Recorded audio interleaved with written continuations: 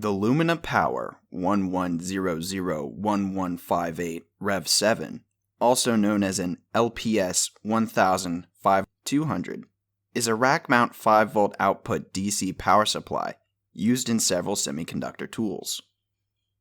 This particular power supply arrived at ERD, unable to provide any voltage.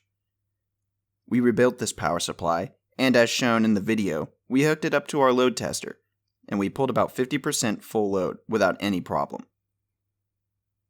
ERD has repaired many of these power supplies in various configurations over the years from a variety of manufacturers, and has maintained a 100% success track record along with a repair time of less than 3 weeks.